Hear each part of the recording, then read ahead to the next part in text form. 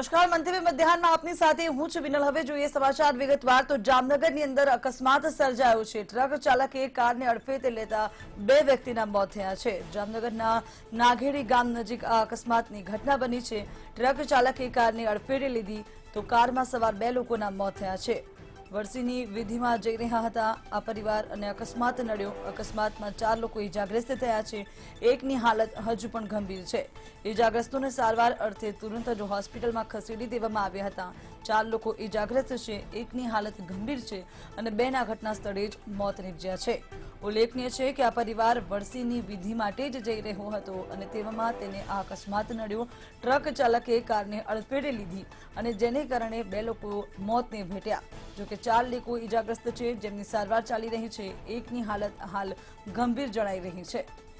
ઇજાગ્રસ્તોને સારવાર અર્થે નજીકની હોસ્પિટલમાં તુરંત ખસેડી દેવામાં આવ્યા। ત્યારબાદ પોલીસ પણ ઘટના સ્થળે પહોંચી ચૂકી હતી અને પોલીસ દ્વારા કામગીરી હાથ ધરાઈ છે।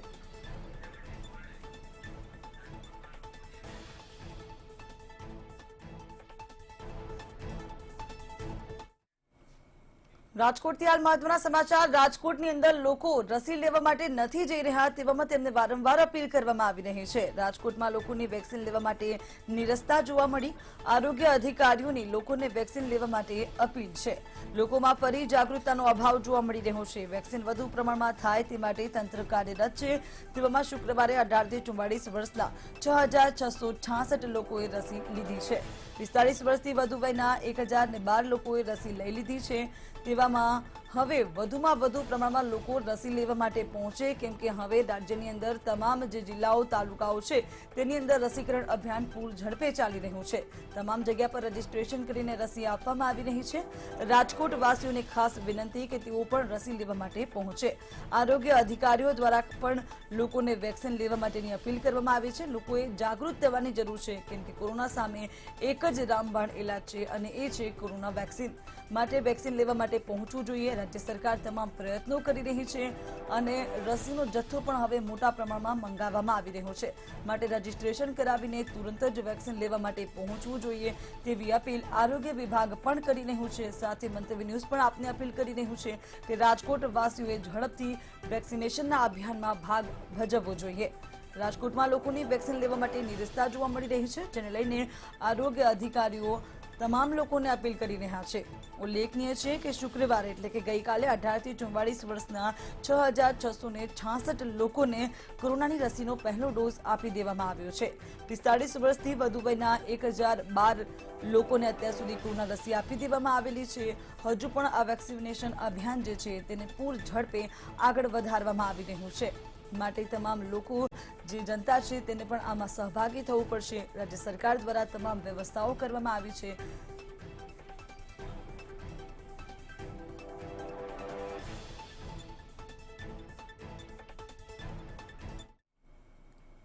આ તરફ વાત સુરતની કરીએ તો સુરતની અંદર પાલિકા નિષ્ક્રિય જોવા મળી રહી છે। રજીસ્ટ્રેશન કરાવવા માટે અહીંયા લોકોને મૂંઝવણ ઊભી થઈ છે।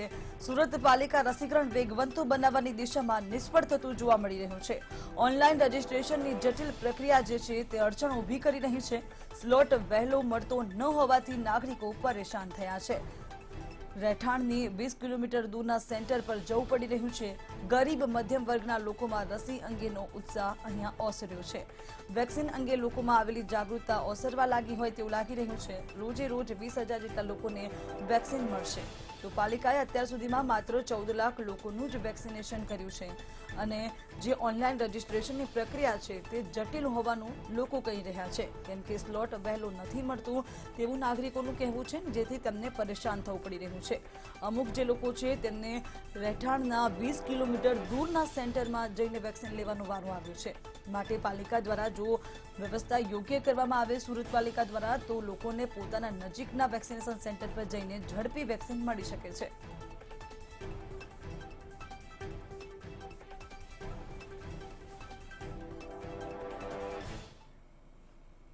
દેશમાં કોરોના સંક્રમણની આપણે વાત કરીએ તો હવે થોડી રાહત મળી છે। આંકડાઓ ધીમે ધીમે ઓછા થઈ રહ્યા છે। છેલ્લા 24 કલાકમાં દેશમાં નવા કેસ 1.20 લાખ નોંધાયા છે। આ સાથે જ જો વાત કરવામાં આવે તો ડિસ્ચાર્જ દર્દીઓની સંખ્યા 1.97 લાખ નોંધાઈ છે। 1.97 લાખ લોકો રિકવર થઈ ઘરે પરત ફર્યા છે। દેશમાં છેલ્લા 24 કલાકની આ સ્થિતિ પર નજર કરી રહ્યા છે. કુલ મોત 3,370 થયા છે. એક્ટિવ કેસનો આંક 15.51 લાખ નોંધાઈ રહ્યો છે. હાલ દેશમાં એક્ટિવ કેસ જે છે તે હાલ પણ ઓછી સંખ્યામાં છે. કોરોનાના કુલ કેસની સંખ્યા 2.86 કરોડ પર દેશની અંદર પહોંચી ચૂકી છે. રસીકરણની સંખ્યાની વાત કરીએ તો 22.41 કરોડ લોકોને રસીનો ડોઝ આપવામાં આવ્યા છે. વિશ્વમાં કોરોના સંક્રમણની વાત કરીએ તો ત્યાં પણ હવે ધીરે ધીરે ઘટાડો આવી રહ્યો છે. કોરોના કેસમાં વિશ્વની અંદર પણ થોડી આંશિક રાહત મળી છે. નવા કેસની સંખ્યા છેલ્લા 24 કલાકમાં 4.14 લાખ નોંધાઈ છે. આ સાથે જ 24 કલાકમાં કુલ મોત 22,110 થયા છે અને એક્ટિવ કેસનો આંક 1.33 કરોડ પર પહોંચી ચૂક્યો છે. વિશ્વની અંદર હાલ એક્ટિવ કેસ 1.33 કરોડ છે. કોરોનાના કુલ કેસની સંખ્યા 17.33 કરોડ અત્યાર સુધીની થઈ ચૂકી છે. 17.33 કરોડ લોકો કોરોનાથી સંક્રમિત થયા છે વિશ્વની અંદર. રાજ્યમાં કોરોનાની વાત કરીએ તો રાજ્યમાં કોરોનાને કારણે આંશિક રાહત મળી છે. કેસોમાં ખાસો એવો ઘટાડો નોંધાયો છે. નવા કેસની સંખ્યા 1,120 નોંધાઈ છે, જે એક સમયે 15,000ની આસપાસ પહોંચી હતી. ત્યારે ડિસ્ચાર્જ દર્દીઓની સંખ્યા 3,398 પહોંચી છે. 3,398 લોકો રિકવર થયા છે કોરોનાથી. છેલ્લા 24 કલાકમાં રાજ્યની અંદર કુલ મોત 16 લોકોના થયા છે. 16 દર્દીઓના કોરોનાને કારણે અવસાન થયા છે. એક્ટિવ કેસનો આંક રાજ્યની અંદર હાલ 22,110 પર પહોંચ્યો છે.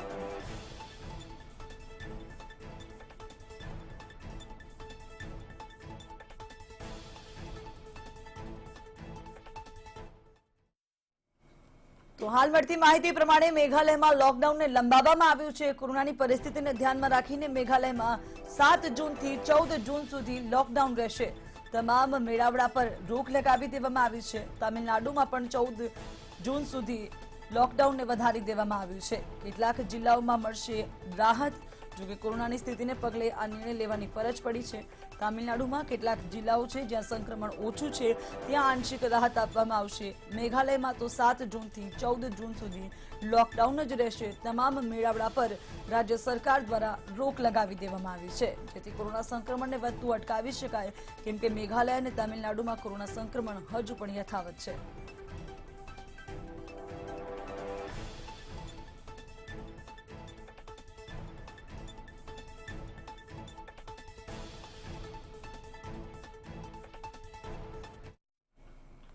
આજે વિશ્વ પર્યાવરણ દિવસ છે.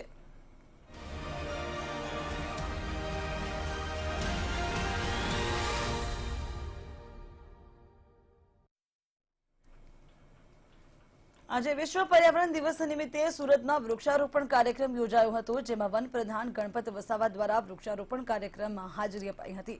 કાર્યક્રમ દરમિયાન ગણપત વસાવાએ કોરોના વોરિયર્સને છોડનું વિતરણ કર્યું હતું, જ્યારે પર્યાવરણના જતનમાં વૃક્ષોનો મોટો ફાળો હોવાનું પણ તેમણે જણાવ્યું હતું. તમામ મહાનગરપાલિકાઓમાં જિલ્લા કક્ષાએ, તાલુકા કક્ષાએ આજે વિશ્વ પર્યાવરણ દિવસ મનાવવામાં આવી રહ્યો છે.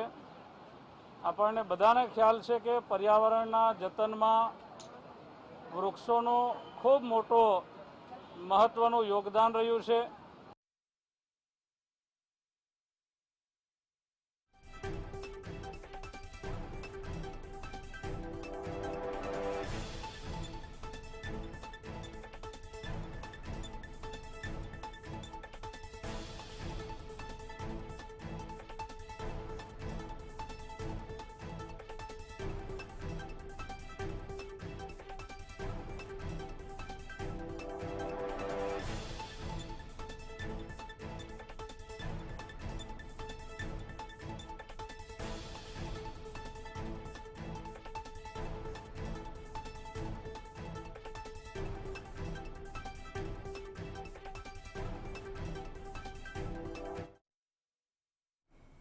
તો હાલ મળતા સમાચાર પ્રમાણે નવસારીમાં ભાજપની અંદર આંતરિક વિખવાદ જોવા મળી રહ્યો છે.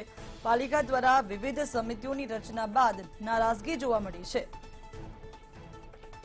વિજલપોરમાં વૃક્ષારોપણ રક્તદાન શિબિરનું આયોજન કરાયું. વિજલપોરમાંથી કોર્પોરેટર ચેરમેન ગેરહાજર રહ્યા. આરસી પટેલ પણ કાર્યક્રમમાં હાજરી ન આપી. નવસારી શહેરમાં પણ વિખવાદ નજરે પડ્યો, કેમ કે આજે વિશ્વ પર્યાવરણ દિવસ છે તેના ભાગરૂપે નવસારી પાલિકા દ્વારા આજે વૃક્ષારોપણ અને રક્તદાન શિબિરનું આયોજન કરવામાં આવ્યું હતું, જેમાં કોર્પોરેટરો અને ચેરમેન ગેરહાજર રહ્યા હતા.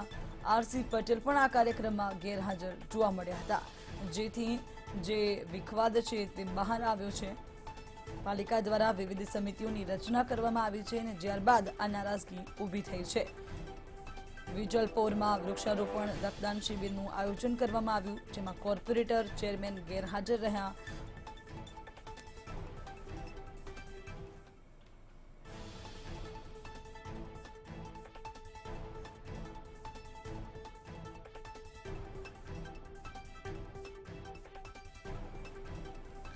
તો આજે વિશ્વ પર્યાવરણ દિવસ છે. તમામ રાજ્યમાં ઉજવણી કરવામાં આવી રહી છે. દેશ સહિત વિશ્વની ઉજવણી કરી રહ્યો છે. તેવામાં નવસારીની અંદર પણ ઉજવણી કરવામાં આવી. જે ઉજવણી દરમિયાન નવસારી શહેરમાં ભાજપમાં આંતરિક વિખવાદ હોય તેવા દ્રશ્યો જોવા મળ્યા હતા. ખાસ તો કોર્પોરેટરો અને ચેરમેન આ કાર્યક્રમમાં ગેરહાજર રહ્યા હતા. ગોંડલ જેલ ચોક ખાતે જનસેવા કેન્દ્રમાં જન્મદિવસની ઉજવણી કરવા માટે ભાજપ શહેર પ્રમુખ અને મંત્રી સામે ગુનો નોંધાયો છે. ભાજપના આગેવાનો અને કાર્યકર્તાઓ દ્વારા જનસેવા કેન્દ્રમાં જન્મદિવસની ઉજવણી કરવામાં આવી હતી. જોકે ઉજવણીના ફોટો સોશિયલ મીડિયામાં વાયરલ થતા આ મામલો પ્રકાશમાં આવ્યો હતો. સમગ્ર મામલે ગોંડલ શહેર પોલીસે શહેર ભાજપ પ્રમુખ અને મંત્રી સામે ગુનો નોંધી વધુ તપાસ હાથ ધરી છે.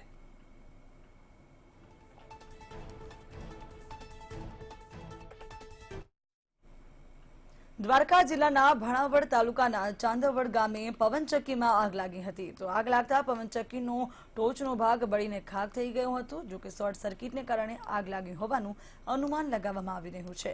સાથે જ સદનસીબે ઘટનામાં હજુ સુધી કોઈ જાનહાનિ થઈ નથી.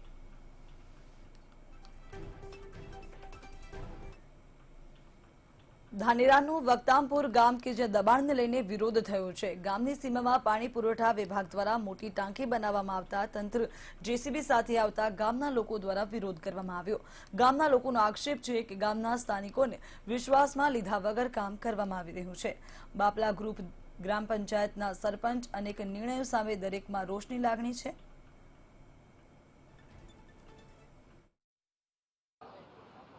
તમામ મહાનગરપાલિકાઓમાં જિલ્લા કક્ષાએ તાલુકા કક્ષાએ આજે વિશ્વ પર્યાવરણ દિવસ મનાવવામાં આવી રહ્યો છે. આપણને બધાને ખ્યાલ છે કે પર્યાવરણના જતનમાં વૃક્ષોનું ખૂબ મોટો મહત્વનું યોગદાન રહ્યું છે. આગળ વાત કરીએ તો પંચમહાલના ઘોઘંબામાં લાલમપુરમાંથી ગાંજાનો જથ્થો ઝડપાયો છે. ખેતરમાં ગવાર અને રીંગણની ખેતી વચ્ચે ગાંજાનું ગેરકાયદેસર વાવેતર કરવામાં આવ્યું હતું. સ્થળ પરથી એસઓજીએ ₹1,40,000ની કિંમતના 14 કિલો ગાંજા સાથે 2 આરોપીઓની ધરપકડ કરી છે. ઝડપાયેલા આરોપીઓ સામે પોલીસે એનડીપીએસ એક્ટ મુજબ ગુનો નોંધીને કાર્યવાહી પણ હાથ ધરી છે.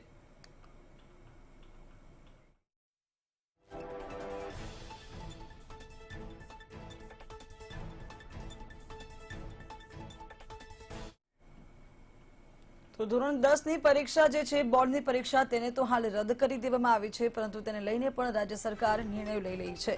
વહીવટી કર્મી અને શિક્ષકોને આપવામાં આવી રહી છે તાલીમ. પોર્ટલ પર કેવી રીતે માર્ક્સ અપલોડ કરવા, ટેકનિકલ સમજ શિક્ષણ કર્મીઓને આપવામાં આવી રહી છે. ડીએસ પટેલ સેક્રેટરી શિક્ષણ બોર્ડનું આ નિવેદન છે કે ધોરણ 12ની પરીક્ષા રદ કરી માસ પ્રમોશનની વાત હાલ નથી. 17મી સુધી શાળા પોતાના ડેટા આપે, ત્યારબાદ પ્રથમ ઓનલાઈન પરિણામ જાહેર થશે.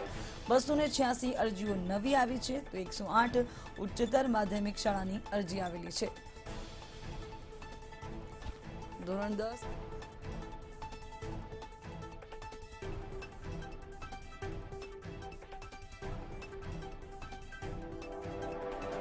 મૂકવા તેને લઈને તાલીમ આપવામાં આવી રહી છે. વહીવટી કર્મી અને શિક્ષકોને આ માટેની ખાસ તાલીમ આપવામાં આવી રહી છે. પોર્ટલ પર કેવી રીતે માર્ક્સ અપલોડ કરવા તેની પણ તાલીમ આપવામાં આવી રહી છે. ટેકનિકલ સમજ શિક્ષકોને આપવામાં આવી રહી છે. શિક્ષણ કર્મીઓને આ માટેની તાલીમ આપવામાં આવી રહી છે.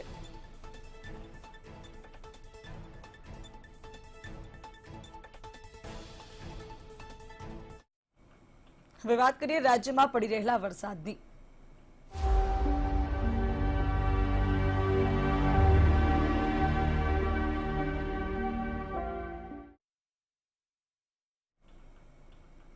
રાજ્યભરમાં ગત રાત્રે વરસાદી માહોલ જોવા મળ્યો હતો તો ગાજવીજ સાથે ધોધમાર વરસાદ વરસ્યો હતો. એકાએક વરસાદ પડતા બફારા બાદ ઠંડક પ્રસરી ચૂકી હતી, જ્યારે નીચાણવાળા વિસ્તારોમાં પાણી પણ ભરાઈ ચૂક્યા હતા.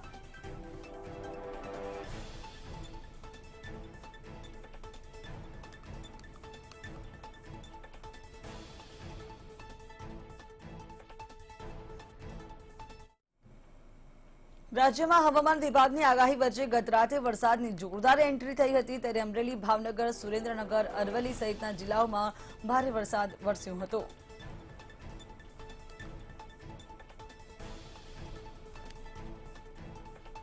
અમરેલી, ભાવનગર, અંબાજી, સુરેન્દ્રનગર અને અરવલ્લી તેમજ સાબરકાંઠાના દ્રશ્યો છે કે ગઈકાલે જે રીતે વરસાદ વરસ્યો હતો, એકાએક ધોધમાર વરસાદ વરસ્યો હતો.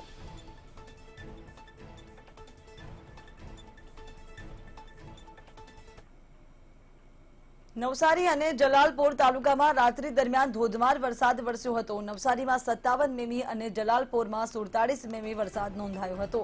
સાથે જ ચીખલી તાલુકામાં પણ 7 મીમી અને વાસંદા તેમજ ખેર ગામમાં 1 મીમી વરસાદ નોંધાયો હતો. ભારે વરસાદને કારણે નવસારી, જલાલપોર સહિત અનેક વિસ્તારોમાં વીજળી ગુલ થઈ હતી.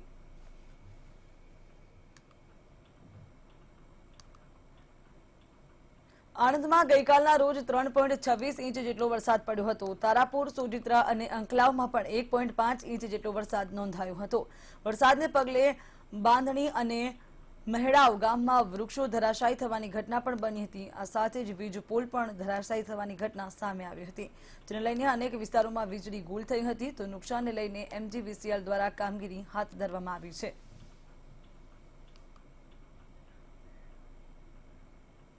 અરવલ્લીની વાત કરીએ. અરવલ્લીના ભિલોડામાં આવેલા સુનસર ધોધ ફરી એકવાર જીવંત થતો દેખાવા મળ્યો હતો. સિઝનમાં પ્રથમ વરસાદ પડતા જ ધોધ વહેતો થતા નયનરમ્ય દ્રશ્યો સર્જાયા હતા. મહત્વનું છે કે રાજ્યના વિવિધ જિલ્લાઓમાંથી વરસાદની શરૂઆત થઈ છે, ત્યારે અરવલ્લી જિલ્લામાં પણ અડધા ઇંચ જેટલો વરસાદ નોંધાયો હતો, જે બાદ સુનસર ધોધ જીવંત બન્યો હતો.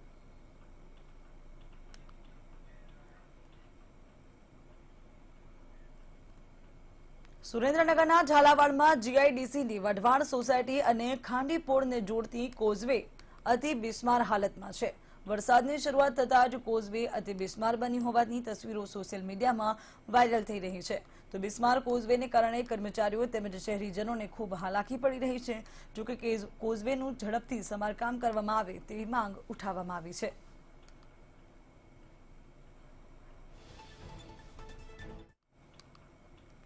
સુરત શહેર સહિત જિલ્લામાં ભારે પવન સાથે વરસાદ વરસ્યો હતો. ધોધમાર વરસાદને પગલે બારડોલીમાં વૃક્ષ ધરાશાયી થવાની ઘટના બની હતી.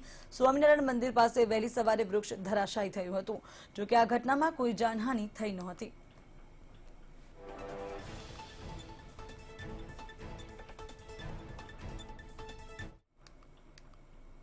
અમદાવાદમાં વરસાદ આવતા જ મનપાની પોલ ખુલ્લી પડી ચૂકી છે. વરસાદ આવતા જ વિવિધ સ્થળે વૃક્ષો અને હોર્ડિંગ્સ ધરાશાયી થઈ ગયા છે. મનપાની પ્રી મોન્સૂન કામગીરી પાણીમાં જતી જોવા મળી. વરસાદ આવતા જ બાપુનગર, અનિલ સ્ટાર્ચ વિસ્તારમાં પાણી ભરાયા હતા. તો Shalby hospital, Prahlad Nagar road, ISKCON bridge નજીક પણ વૃક્ષો ધરાશાયી થયા હતા. અમદાવાદમાં પડેલ પ્રથમ વરસાદે જ અમદાવાદ મ્યુનિસિપલ કોર્પોરેશનની પોલ ખોલી દીધી છે. જે રીતે પ્રી મોન્સૂન કામગીરીના મસમોટા દાવા કરવામાં આવે છે, પરંતુ તમામ દાવા પોકળ સાબિત થયા છે. દ્રશ્ય છે અનિલ સ્ટાર્ચ વિસ્તારના, કે જ્યાં જે ગઈકાલે નજીવો વરસાદ પડ્યો ત્યારબાદ વૃક્ષ પણ ધરાશાયી થયું. તો ઠેર ઠેર વરસાદી પાણી ભરાઈ જવાની સમસ્યાઓ પણ અહીંયા સામે આવી રહી છે.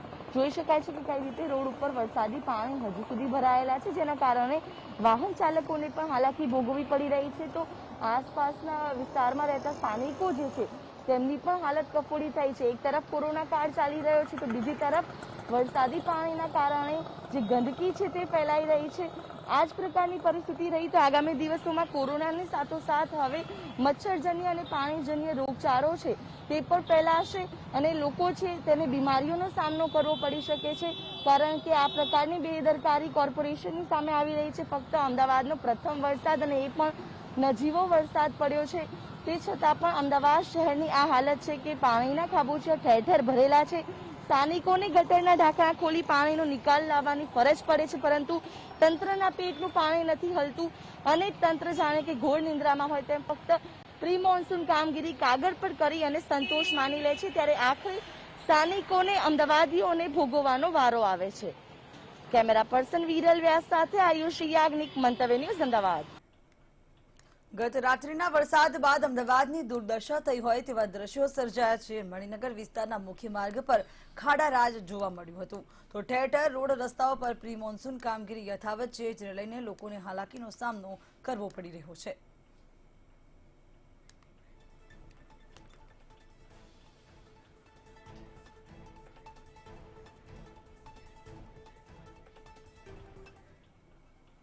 બનાસકાંઠાથી હાલ મહત્વના સમાચાર મળી રહ્યા છે કે ખેડૂત આગેવાનની અટકાયત કરવામાં આવી છે. તેઓ રજૂઆત કરવા માટે પહોંચ્યા હતા, તે સમય દરમિયાન જ તેમની અટકાયત કરવામાં આવી.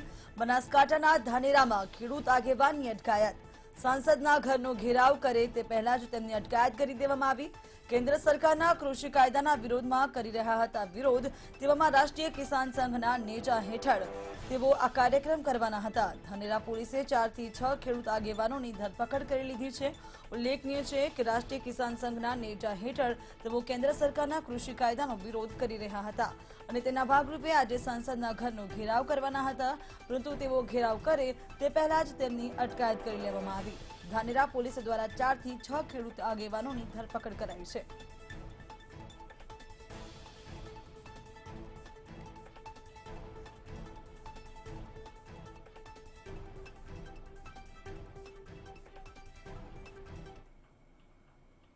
ટ્વિટર શું કરી રહ્યું છે તે સમજમાં જ નથી આવી રહ્યું, કેમ કે હવે કેન્દ્ર સરકાર અને ટ્વિટર વચ્ચેનો વિવાદ વધુ વકરી રહ્યો છે. ટ્વિટરનું વધુ એક મોટું એક્શન જોવા મળ્યું. મોહન ભાગવતના ટ્વિટર એકાઉન્ટને બ્લુ ટિક હટાવી દેવામાં આવી.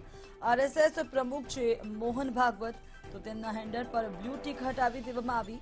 અગાઉ ઉપરાષ્ટ્રપતિ વેંકૈયા નાયડુના ટ્વિટર હેન્ડલથી બ્લુ ટિક હટાવવામાં આવી હતી. હવે આ વિવાદ જે છે તે વધુ વકરી રહ્યો છે. વિવાદ બાદ એકાઉન્ટમાં ફરી બ્લુ ટિક સેટ કરવામાં આવી. ટ્વિટર દ્વારા પહેલા ઉપરાષ્ટ્રપતિના ટ્વિટર હેન્ડલ પરથી બ્લુ ટિક હટાવવામાં આવી, ત્યારબાદ તેને ફરી સેટ કરવામાં આવી. તેમાં ટૂંક સમય બાદ, થોડા જ સમય બાદ મોહન ભાગવત કે જેઓ આરએસએસના પ્રમુખ છે તેમના હેન્ડલ પરથી બ્લુ ટિક હટાવી લેવામાં આવી. જોકે વિવાદ બાદ એકાઉન્ટમાં ફરી બ્લુ ટિક ટ્વિટરે સેટ કરી.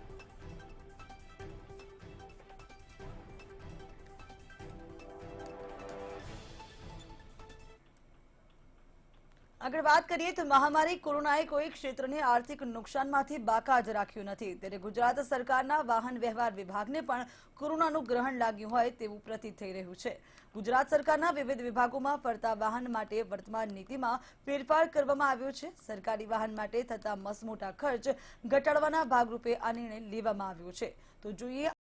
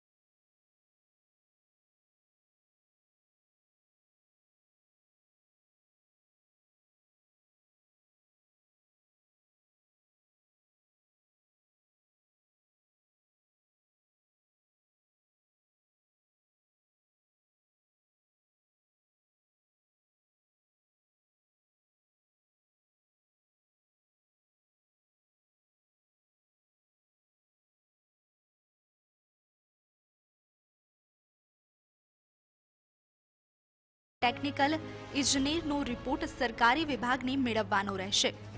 સરકારી વાહન કંડબમાં મંજૂરી મળ્યાના 90 દિવસમાં વાહનોનો નિકાલ કરવાનો નિર્ણય પણ કરવામાં આવ્યો છે. એકંદરે સરકારની તિજોરીમાં નવા ખરીદવામાં આવતા વાહનો પર હાલ પૂરતા નિયંત્રણમાં લાવવા હેતુ સરકારી વાહનો માટે અમલીકંડમ વાહન નીતિમાં ફેરફાર કરવામાં આવ્યા છે. બ્યુરો રિપોર્ટ, મંતવ્ય ન્યૂઝ. સુરતથી હાલ મહત્વના સમાચાર મળી રહ્યા છે। સુરતમાં માથાભારે તત્વોનો આતંક દિવસે ને દિવસે વધી રહ્યો છે। પાંડેસરા પ્રમુખ પાર્કમાં મોબાઈલની લૂંટ કરવામાં આવી। નિંદ્રાધીન કારીગરને ચાકુ બતાવી મોબાઈલ ઢૂંટવામાં આવ્યો। બે બાઇક પર આવેલા 4 લોકોએ ચલાવી છે આ મોબાઈલની લૂંટ। લૂંટની ઘટના સીસીટીવીમાં કેદ થઈ હતી। જોકે સીસીટીવી ફૂટેજને આધારે હાલ તો પોલીસે કામગીરી શરૂ કરી દીધી છે। પરંતુ સુરતના પાંડેસરાની આ ઘટના કે જ્યાં માથાભારે તત્વો આવ્યા અને ચાકુ બતાવી મોબાઈલ લૂંટી ગયા હતા। પાંડેસરા પ્રમુખ પાર્કની આ ઘટના કે જ્યાં મોબાઈલની લૂંટ કરવામાં આવી। નિંદ્રાધીન કારીગર જે હતો તેને ચાકુ બતાવવામાં આવ્યું અને ચાકુની અણી પર તેનો મોબાઈલ લૂંટી ગયા છે।